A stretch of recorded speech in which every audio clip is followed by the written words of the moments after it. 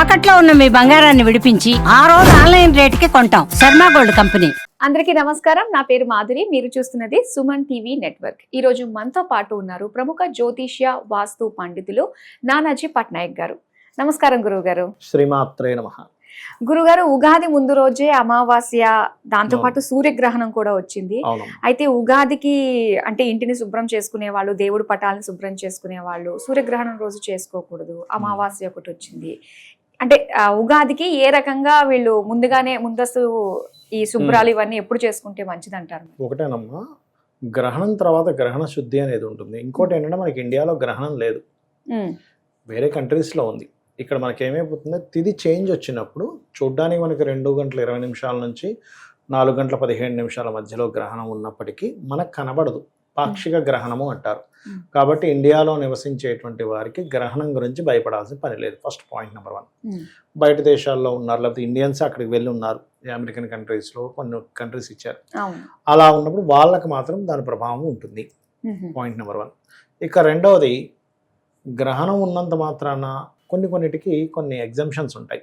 తర్వాత రోజు కనుక మనకు ఉగాది ఉన్నప్పుడు ముందు రోజు ఖచ్చితంగా శుభ్రపరచుకోవాలి. ఎందుకంటే మనకు శాస్త్రంలో చెప్పినటువంటి విషయం, ఉగాది రోజు ఇల్లు శుభ్రంగా ఉండాలి ఒకటి. రెండవది, ఉదయం నిద్ర లేచిన వెంటనే కూడా మనం అంటే మనకి నూనెని చక్కగా తైలాభ్యంగన స్నానం అంటారు, అది చేసుకోవాలి.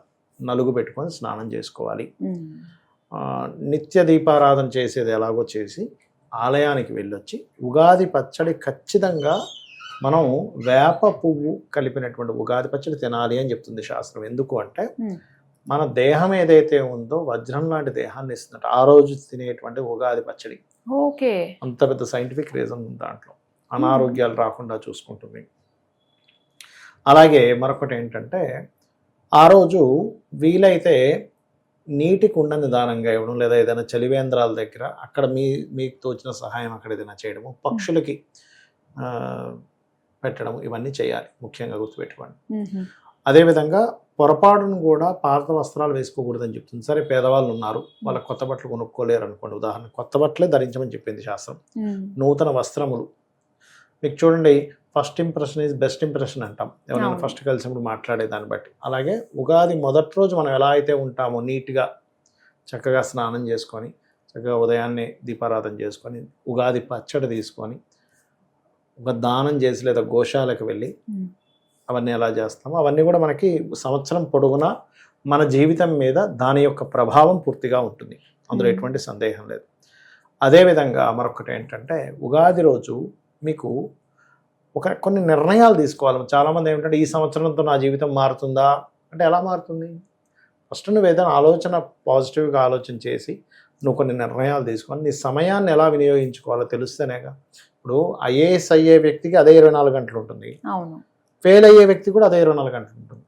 మామూలుగా విద్యా సంబంధించిన వాటిలో పెద్దగా సబ్జెక్ట్స్ ఇదే.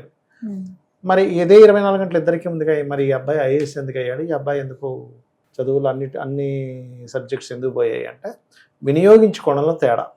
వాళ్ళ తెలివితేటల మీద ఆధారపడి ఉంటుంది, వాళ్ళు ప్లానింగ్ చేసుకోవడం మీద ఆధారపడి ఉంటుంది. లైఫ్ ఎప్పుడూ కూడా సంవత్సరాలు మారడం వల్ల వీటి వల్ల కొంత ఎఫెక్ట్ ఉంటుంది, కానీ ఎక్కువ ప్రభావం అనేటువంటిది మన ఆలోచన విధానము, మన సమయాన్ని ఎలా వినియోగించుకుంటున్నాము. ఒక ప్రణాళిక వేసుకొని, నేను ఈ సంవత్సరం మొత్తం ఈ తప్పులు చేశాను, ఈ సంవత్సరం నుంచి నేను ఈ మిస్టేక్స్ చేయకూడదు, సమయాపాలన పాటించాలి ఎప్పుడు కూడా. అది ముఖ్యంగా గుర్తుపెట్టుకోవాల్సిన అంశం. అలాగే మనకి ఉగాది నాడు ముఖ్యంగా వీలున్నంత మట్టుకు పశుపక్షాదులకి ఏదైనా ఫుడ్ వేయాలి, గుర్తుపెట్టుకోండి. దీనివల్ల ఏమవుతుందంటే, కొంతమందికి పితృదేవతలకు సంబంధించి చేయడం రాదు, ఎప్పుడో ఏమిటోనండి తెలియదు, మా తాతగారు ఎప్పుడు చచ్చిపోయారో తెలియదు, ఆ డేట్స్ మేము రాయలేదు అంటూ ఉంటాం. ఇలాగే ఏదైతే పక్షులకు వేసామో నీళ్లు, లేకపోతే చలివేంద్రాలు పెట్టామో, దీనివల్ల కూడా పితృదేవతలు తృప్తి చెందుతారు. ఎప్పుడు కూడా మనకి ఏదైనా ఇద్దామనే దాని మీదే ఉంటారండి పితృదేవతలు. మనం ఎప్పుడైతే ఇలాంటి సేవలు చేస్తామో అక్కడి నుంచి బ్లెస్సింగ్స్ వస్తాయి. అది ముఖ్యంగా చేయాలి. అలాగే పంచాంగ శ్రవణం ఖచ్చితంగా చేయమని చెప్తుంది శాస్త్రం. ఎందుకు పంచాంగ శ్రవణం చేయాలి అంటే, ఉదాహరణకి లాభాలు వ్యయాలు చెప్తూ ఉంటారు. 2 ఆదాయం 14 వ్యయం ఉందనుకోండి, మీరు ప్లానింగ్ చేసుకోవడం కోసం. ఓహో ఓకే, ఇప్పుడు నేను రాబోయే సంవత్సరం అంతా నాకు కొంచెం ఎట్లా పడితే అలా ఖర్చు పెట్టకూడదు. ఓకే, నేను సేవింగ్స్ కొంచెం జాగ్రత్తగా పెట్టుకోవాలి, ప్లానింగ్ కోసమే కానీ భయపడడానికి కాదు. అలా అని ఇక్కడ ఏదో ఆదాయం తక్కువగా ఉంది, వ్యయం ఎక్కువగా ఉందంటే భయపడాల్సిన పని లేదు. ఏ రాశి వారైనా ఆదాయం తక్కువగా ఉంది, వ్యయం ఎక్కువగా ఉంది అనుకునేవారు ఒకటే మార్గం గుర్తుపెట్టుకోండి. దగ్గరలో ఉండే ఆలయానికి వెళ్ళి అక్కడ ఏదైనా సేవ చేయండి, లేదా పేదవాళ్ళకి సేవ చేయండి. వ్యయం అనేటువంటి దోషం పోతుంది. ఆదాయం పెరగాలి అంటే చక్కగా మీరు ఓం సంపత్కరీ సమారూఢ సింధుర వ్రజ సేవితాయే నమః, లేదా ఓం ధర్మాధ్యక్ష ధనాధ్యక్ష ధన ధాన్య వివర్ధనియే నమః. ఖచ్చితంగా ఆదాయం పెరుగుతుంది. మరి ఇంకొంతమందికి ఏమంటే నాకు దాని ఏమంటారు, ఆ రాజ్యపూజ్యం బాగుంది కానీ అవమానం కూడా ఎక్కువైపోయిందండి, ఏంటి నాకు ఈ అవమానం, ఎందుకంటే మెచ్చుకునే వాళ్ళ సంఖ్య ఉంటే బాగానే ఉంటుంది కానీ అవమానిస్తే మాత్రం బాధ కలుగుతుంది. కాబట్టి అవమానం తగ్గాలి అంటే మీ 3వ అధిపతి ఎవరు, మీ లగ్నం నుంచి 3వ స్థానాధిపతి ఎవరు, అష్టమ స్థానాధిపతి ఎవరో చూసుకొని ఆయా దానాలు ఇవ్వడం, లేదా ఓం దుమ్ దుర్గాయ నమః, లేదా ఓం కర్పూర వీటికామోద సమాకర్ష దిగంతరాయ నమః. అవమానం తగ్గుతుంది. మనం ఒక్కోసారి మనం ఏం మాట్లాడినా మనకు తప్పు అవుతుందండి, తప్పుగా అర్థం చేసేసుకుంటున్నారు. అబ్బా బాబోయ్, నాతో ఎవరితో మాట్లాడాలని భయం వేస్తుంది, అందుకే సైలెంట్ కూర్చున్నా అంటారు కొంతమంది. ఎవరితో ఏం మాట్లాడట్లేదు, ఎవరితో అన్ని కనెక్షన్స్ కట్ చేసేసుకున్నా అంటారు. అంత మాత్రం చేత మీకు ప్రశాంతత ఉండాలని రూల్ లేదు. కానీ ఎప్పుడైతే మీరు ఈ నామం చేసుకుంటారో ఓం కర్పూర వీటికామోద సమాకర్ష దిగంతరాయ నమః, ఖచ్చితంగా మీకు అన్నీ కరెక్ట్గా ఉంటాయి. ఇంట్లో కూడా కాస్త తూర్పు భాగంలో లైట్ గ్రీన్ కలర్ వేసి అక్కడ మీరు రాముడు పట్టాభిషేకం యొక్క బొమ్మని గనక, ఆ చిత్రపటాన్ని గనక పెట్టినట్లయితే ఆ శ్రీరామచంద్రుడి యొక్క అనుగ్రహంతో తూర్పు భాగం అనేటువంటిది వాస్తుపరంగా మనకి సోషల్ కమ్యూనికేషన్స్ అవి చక్కగా అభివృద్ధి చెందుతాయి.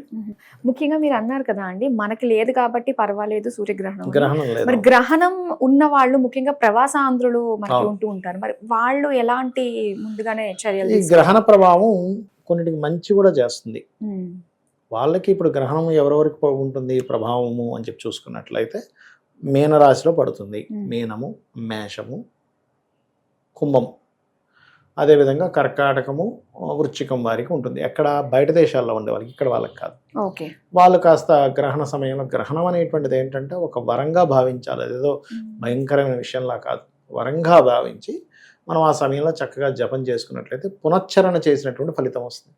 వారు గ్రహణం తర్వాత రోజు చక్కగా దానాలు ఇవ్వడం చేసినట్లయితే సరిపోతుంది. బియ్యము, గోధుమలు, అదేవిధంగా నువ్వులు, మినుములు దానము, ఉలవలు కూడా వీలైతే దానం ఇస్తూ, వెండి పడగ, చిన్న పడగల్లా ఉంటాయి సర్ప పడగలు, రవిచంద్ర ప్రతిమలు, ఇత్తడి గిన్నె, చిన్న గిన్నె తీసుకొని అందులో నెయ్యి, ఆవు నెయ్యిని పెట్టి ఇవన్నీ దానంగా ఇచ్చినట్లయితే చక్కటి ఫలితాలు.